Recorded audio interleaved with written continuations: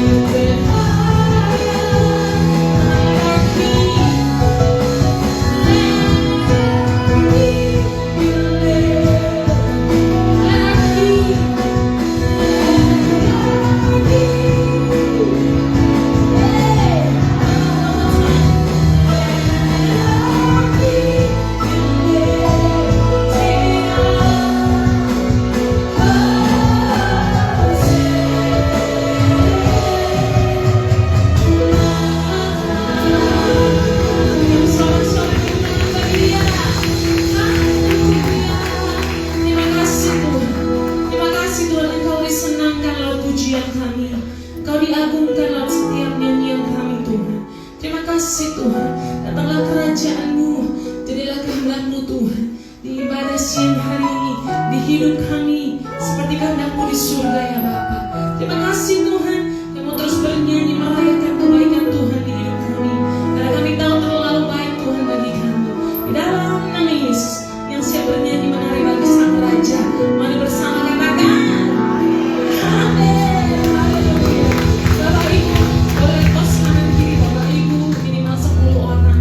Boleh sampai yang belakang. Katakan selamat hari Sabtu. Tuhan Allah bersamamu selalu. Yeay. Saya melihat wajah-wajah yang bersukacita siang hari ini. Kita siap terus bernyanyi merayakan kebaikan Tuhan. Amin. Amin. Sebab Dia baik, selama-lamanya Dia baik. Ku tahu Allah turut bekerja di dalam segala perkara untuk mendatangkan kebaikan bagi yang mengasihi Dia. Walau lewati gunung dan lembah, ku takkan takut bahaya. Kemuliaannya ku rasakan di sepanjang jalan hidupku.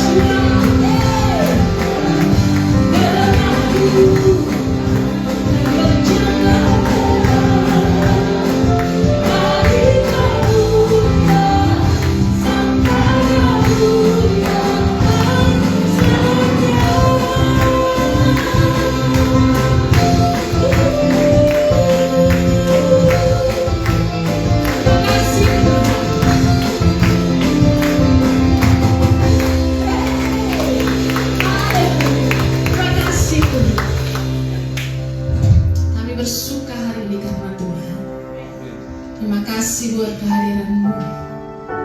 Terima kasih buat sukacita surga yang kami nyatakan, yang kami rasakan siang hari ini.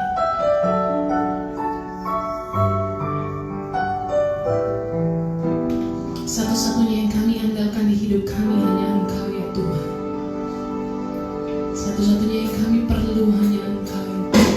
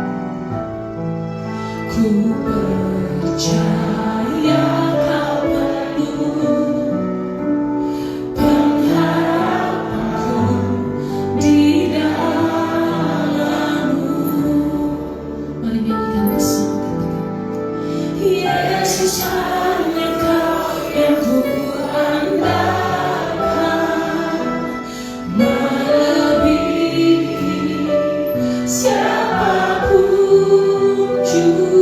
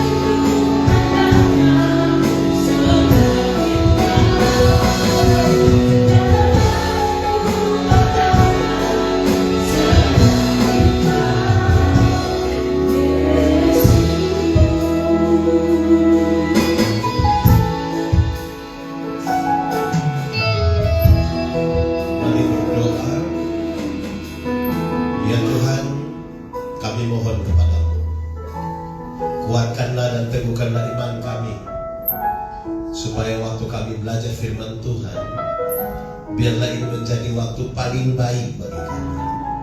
Tuhan, kami berdoa, Tuhan jauhkan semua pencobaan, baik di dalam kami, baik di sekitar kami, supaya di dalam nama-Mu kami belajar firman Tuhan. Berkati hamba-Mu yang akan menyampaikan firman, berkati semua orang yang diberi hidupnya untuk pemberitaan firman hari ini. Kami rindu pada firman. Berfirmanlah bagi kami Tuhan, di dalam nama Yesus firman yang hidup itu kami berdoa. Amin. Mari silakan duduk semua. Bapak Ibu Saudara-saudara, Shalom. Dalam sukacita kita di hari ini, saya ajak kita merenungkan ulang satu bagian pembacaan Alkitab. Mari kita buka Mazmur 127. Mazmur 127 ayat 1 sampai ayat yang kelima.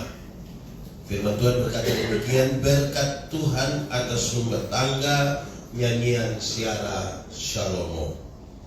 Jikalau bukan Tuhan yang membangun rumah, sia-sialah jeripaya orang yang membangunnya.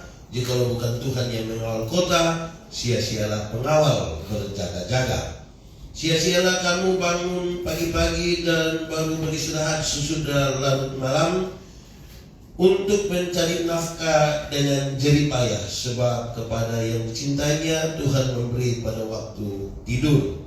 Sesungguhnya anak-anak adalah milik pusaka Tuhan, dan buah kandungan adalah upah.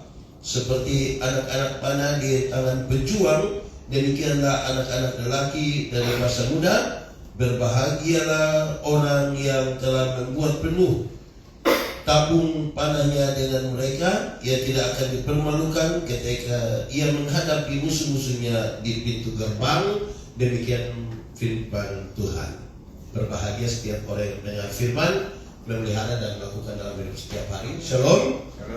Saya baca dari TB2 tadi, jadi pasti agak sedikit berbeda dengan apa yang ada, tapi secara singkat pasti kita ingat teks yang dimaksud. Baik, Bapak Ibu Saudara-saudara, Mazmur 127 ini adalah Mazmur siara. Orang-orang Israel suka bersiara dalam satu tahun kira-kira 3 kali, dan sepanjang perjalanan siara itu mereka diam-diam saja. Tidak ada foto-foto, tidak ada apa-apa. Mereka jalan diam-diam sambil merenungkan sejumlah hal, untuk merenungkan apakah mereka masih tetap di dalam Tuhan, mereka berbahagia atau tidak. Maka bagian yang kita baca hari ini adalah bagian dari salah satu yang mereka renungkan dalam perjalanan siara yang penuh dengan diam dan perenungan. Perenungannya menarik ini karena untuk mengukur sebuah kebahagiaan. Pertama yang mereka renungkan itu adalah tentang rumah. Rumah. Seberapa pentingnya rumah bagi pemikiran mereka. Apalagi ini termasuk dalam perenungan dalam siara Salomo. Seberapa penting? Sangat penting. Kenapa? Rumah bagi bangsa Israel bukan sekedar rumah. Rumah itu sebuah pergumulan serius, karena bangsa Israel dalam perjalanan hidup mereka, apalagi ketika mereka sering diceritakan bahwa 40 tahun mereka jalan itu hanya dari tenda ke tenda, dari tenda ke tenda, dari tenda ke tenda. Bahkan tempat ibadah mereka pun di tenda. Sekarang mereka harus dapat tempat yang layak. Tapi untuk mendapatkan tempat yang layak, rumah bukan sekedar rumah, tapi ada kerjasama, campur tangan Tuhan di dalam pembuatan rumah. Saya makin yakin saudara-saudara bahwa ternyata rumah bukan soal uang. Ada banyak orang punya uang banyak tidak ada rumah. Ada orang punya pendapatan sedikit tapi punya rumah. Rumah adalah sebuah komitmen. Rumah adalah sebuah keyakinan bersama dengan Tuhan. Saudara-saudara, di mana campur tangan? Salomo kurang apa ya Salomo? Sampai dia bilang bukan Tuhan yang membangun rumah sia-sia. Sangat kaya. Di zaman Salomo itu kan perak tidak ada harga. Hanya emas 24 karat. Pendapatan Salomo per tahun, emas yang dia dapat dari saudara-saudara di luar persembahan para bupati, yang dia dapat itu 666 talenta. Satu talenta beratnya kurang lebih 34 kg. Kalau 34 kg kali 666, maka pendapatan emas Salomo per tahun kira-kira 23 ton emas. kita konversi dengan 2 juta sekarang, banyak itu.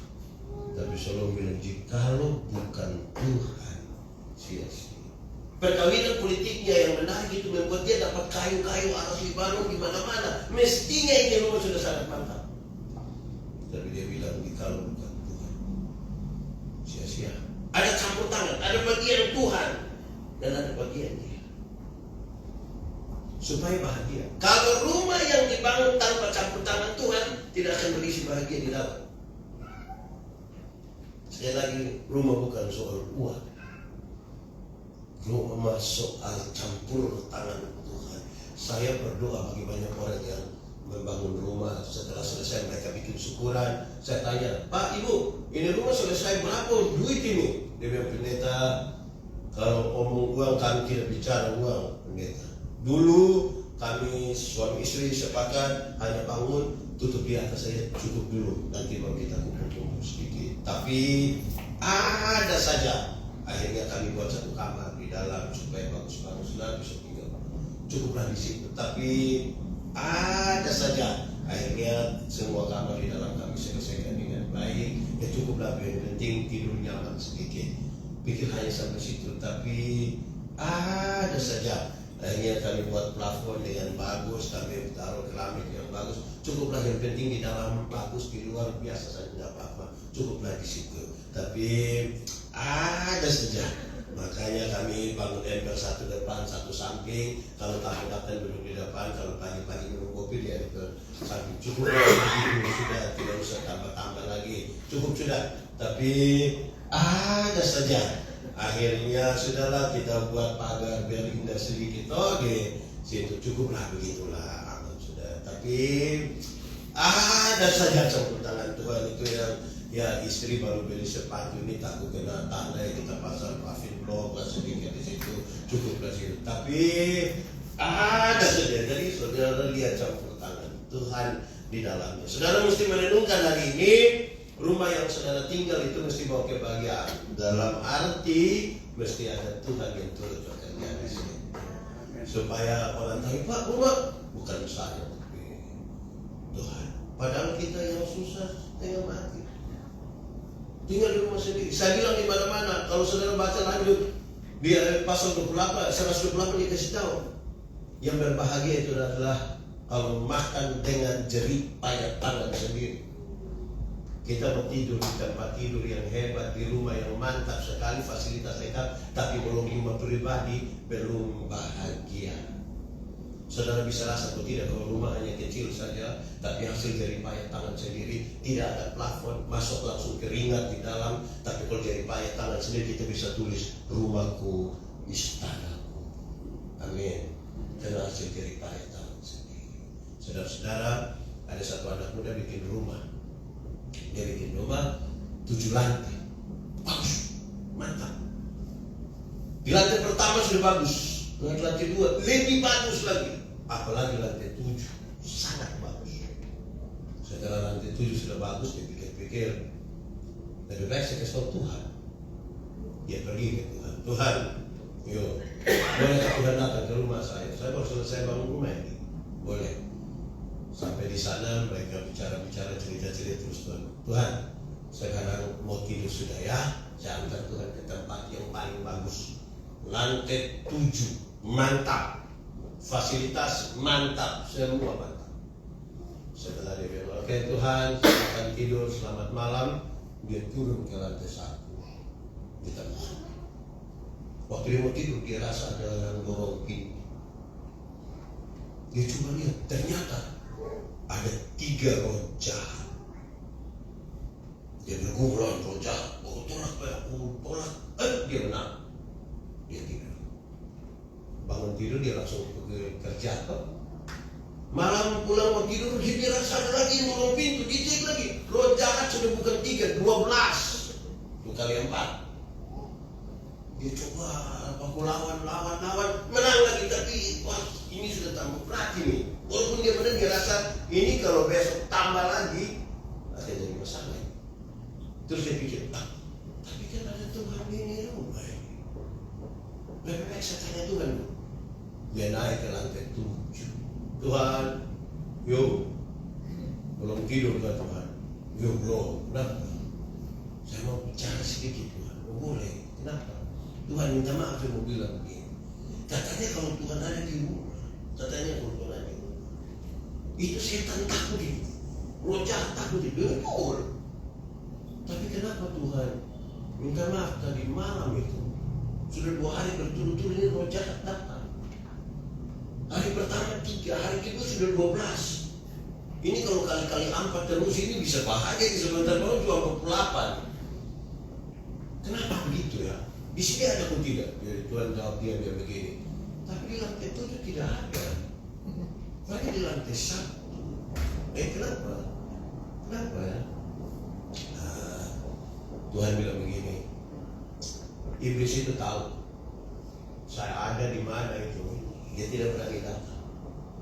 Kamu secara sengaja taruh saya di lantai 7. Iblis tidak ada di lantai 7. Lantai 1 sampai lantai 6 itu kamu punya tanpa saya di sini. Makanya iblis menguasai itu tempat. Dia akan mencoba itu.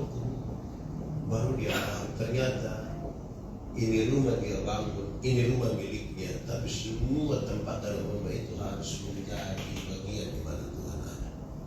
Amin. Semua bagian Tuhan. Jangan ada yang kita punya bagian sendiri. Susah banget.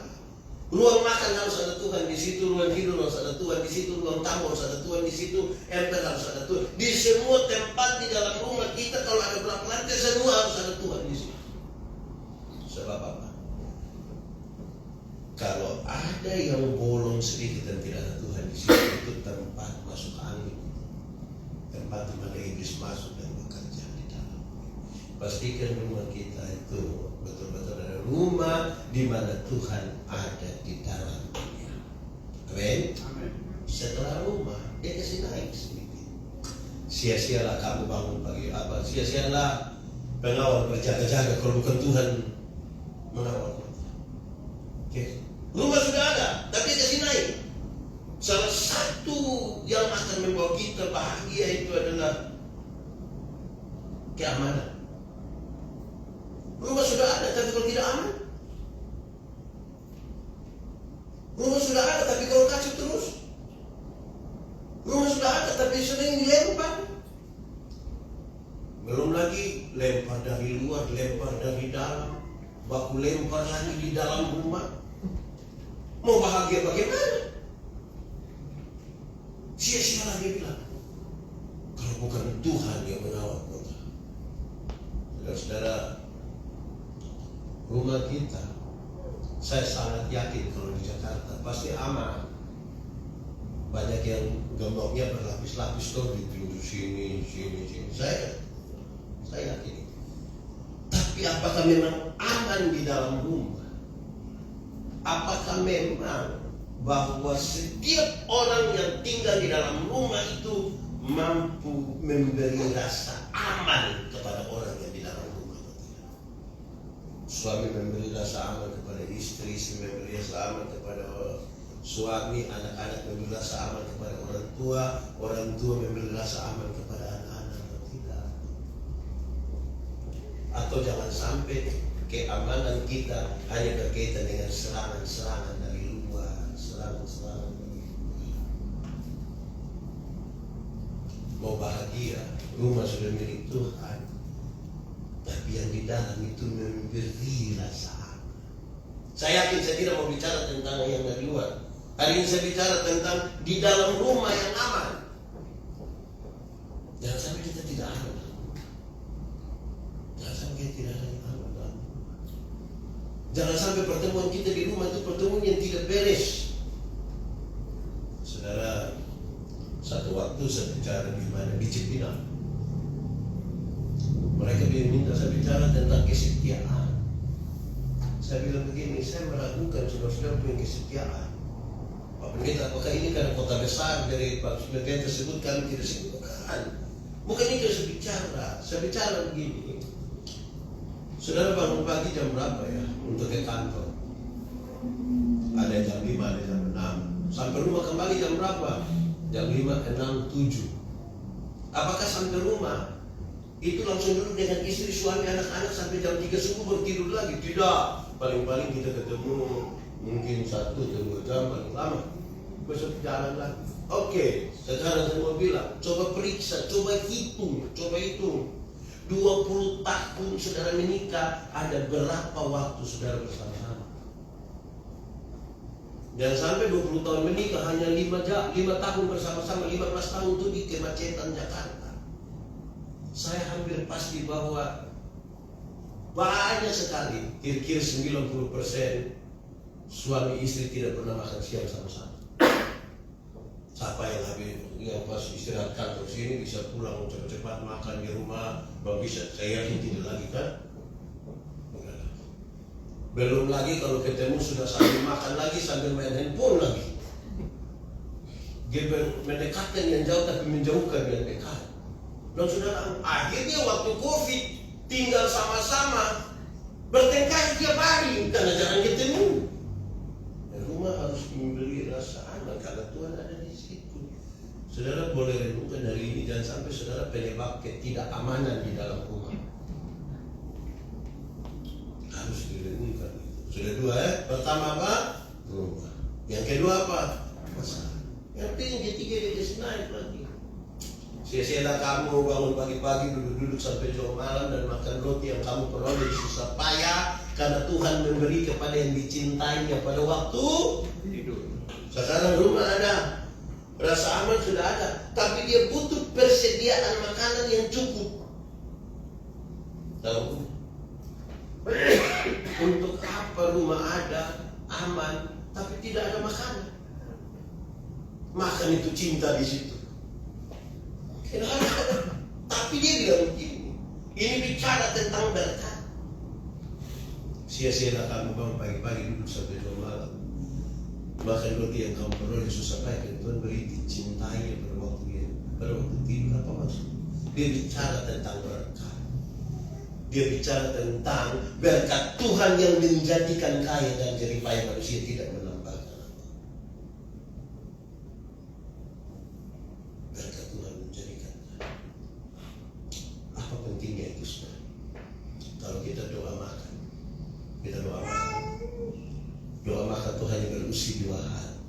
1, doa makan berisi sebuah ungkapan syukur, sebuah ungkapan terima kasih. Tuhan, terima kasih. Tuhan, kami bersyukur.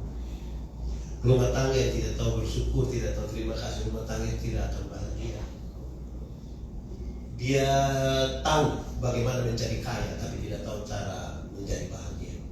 Kalau dia tahu bersyukur, dia tahu bagaimana mengumpulkan uang yang banyak, tapi dia tidak tahu cara menikmati. Saya di kampung kasih tahu, kamu ini bisa kumpul uang banyak-banyak, tapi tidak pernah jalan-jalan ke Surabaya. Nanti satu saat di Surabaya mau telepon pendeta, yuk, saya di Surabaya, enak kok persian, tidak pendeta. Terus saya di rumah sakit Dr. Sutomo pendeta, sudah dapat rujukan dulu baru dia pergi. Kenapa? Karena hidup hanya semata-mata untuk mengumpulkan. Kita tanam, kita siram. Siapa memberi pertumbuhan? Kita kerja. Semua orang bekerja di Jakarta, semua orang bekerja. Siapa tidak bekerja mati. Tapi apakah saudara bekerja tunggal di Jakarta? Tidak. Ada banyak pesaing, pebisnis banyak di Jakarta. Tapi masih ada orang percaya saudara. Itu karena Tuhan memberi atas saudara. Kalau tidak tahu bersyukur, persediaan makanan di rumah itu hanya sekedar beras, hanya sekedar Indomie yang banyak, tapi tidak dengan syukur. Syukur itu apa? Syukur itu adalah waktu di mana orang benar seluruh pikiran, perasaan dan hidupannya tertuju pada Tuhan. Itu namanya syukur. Waktu di mana semua pikiran, perasaan dan hidup hanya tertuju kepada Tuhan. Itu syukur. Banyak orang bisa bikin ibadah syukur, tapi pikiran perasaannya tidak tertuju pada Tuhan. Syukur itu pikiran, perasaan, hidup tertuju pada Tuhan supaya orang bisa bersyukur waktu susah, waktu senang. Karena pikiran, perasaan tertuju pada Tuhan. Waktu sehat, waktu sakit, waktu berkelimpahan, waktu berkekurangan, semua tertuju pada Tuhan. Karena itu syukur. Tapi yang kedua, doa makan itu berisi Semua pengakuan bahwa berkat-berkat yang kita peroleh ini Tuhan yang kasih. Tuhan yang kasih. Kalau kita tidak pernah mengakui berkat-berkat ini Tuhan yang kasih, kita menghargai usaha kita sendiri, betapa kita susah dalam hidup. Kita akan menjadi budak dari pekerjaan. Kita tidak pernah mengakui berkat. Banyak orang memiliki segala sesuatu tidak bahagia. Uang sudah banyak, dia pun properti di mana-mana, istri sudah cantik, suami sudah bahagia. Padahal saya cari kenapa? Karena lupa bersyukur, lupa mengakui bahwa berkat-berkat itu Tuhan yang kasih. Kenapa bersyukur sebegitu pentingnya tentang berkat-berkat yang ada, persediaan makanan yang ada? Bangsa Israel itu 40 tahun jalan Mesir ke Kanaan, mereka makan roti yang Tuhan kerjakan pada malam waktu mereka tidur. Waktu bangun mereka tinggal membumi dari apa yang Tuhan kerjakan. Dari apa yang Tuhan kerjakan. Ini soal iman, saudara. Sama-sama terima gaji. Hanya orang beriman yang bilang ini Tuhan yang kasih. Orang tidak beriman tidak akan mengakui bahwa itu Tuhan yang kasih. Dia menghargai profesionalitasnya, dia menghargai usahanya. Dan sekarang dia bilang berkat-berkat ini harus ada dalam rumah, tapi berkat itu ya.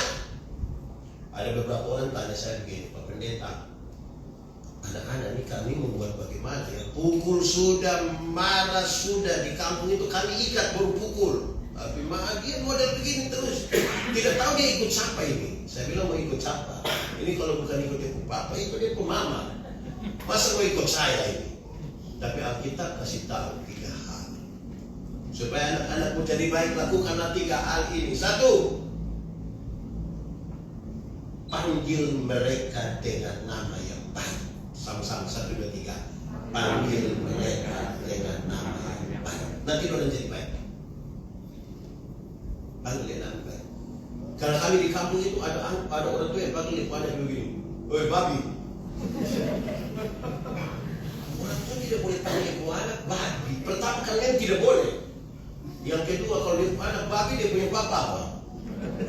Dia panggil dengan nama yang baik, nanti dia jadi baik. Tapi yang kedua, kita dengan pemberitaan ini, berikan kepada mereka makanan yang baik. Sama-sama 1, 2, 3. Berikan kepada mereka makanan.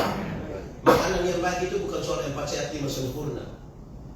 Makanan baik itu bukan soal nasi basi atau tidak. Makanan yang baik itu uang hasil judi dan kasih makan keluarga.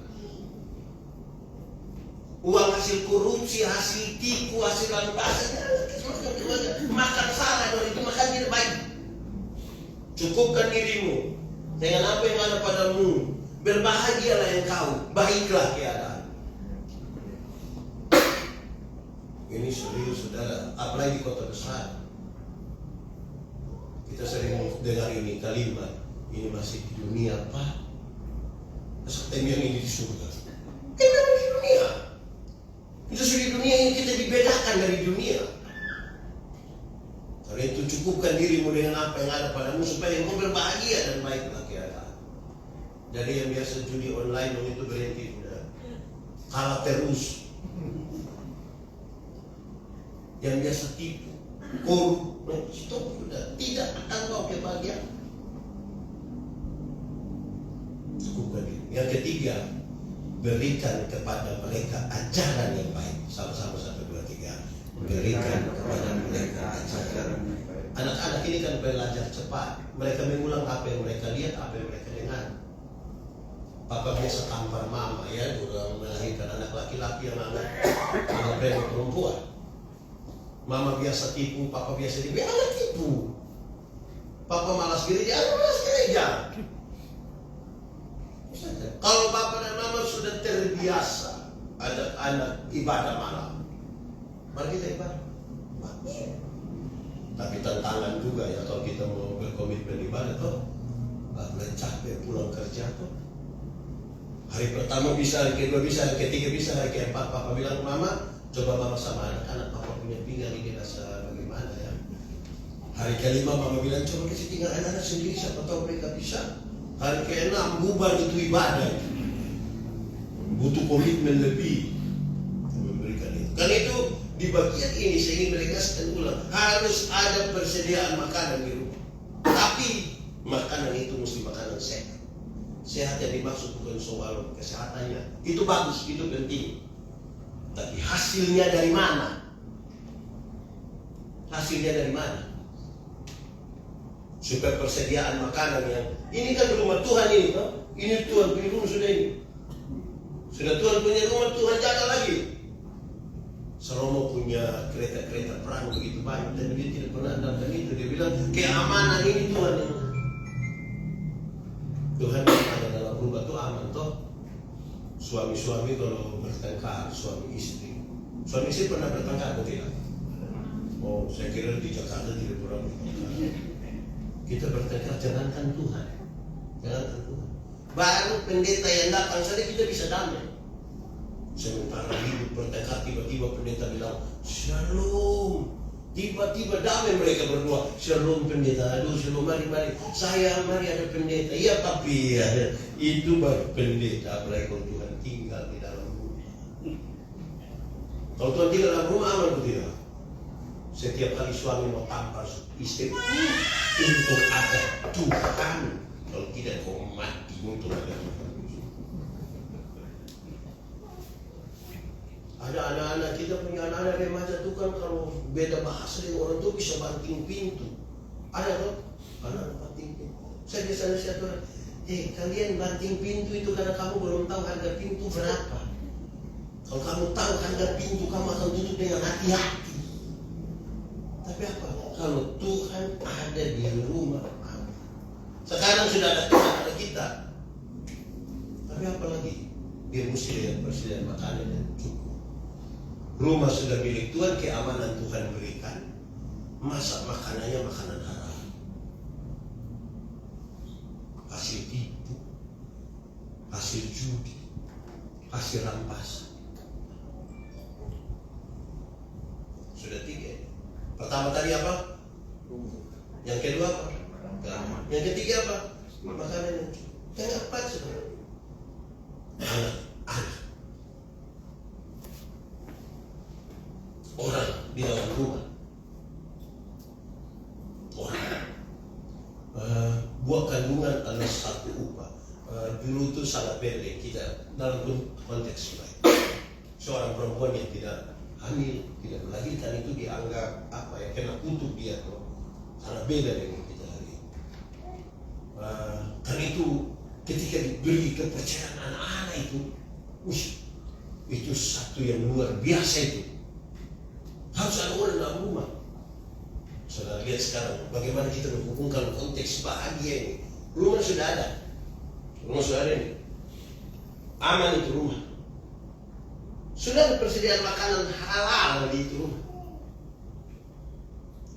Tapi rumah kunci dari pagi sampai jam 10 malam.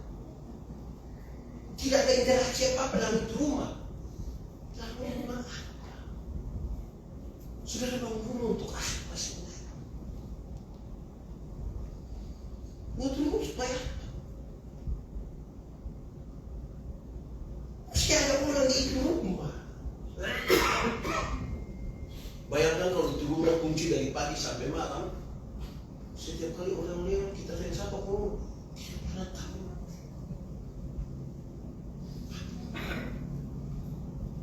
Orang-orang ada di mana? Ada orang dalam rumah. Saudara, memang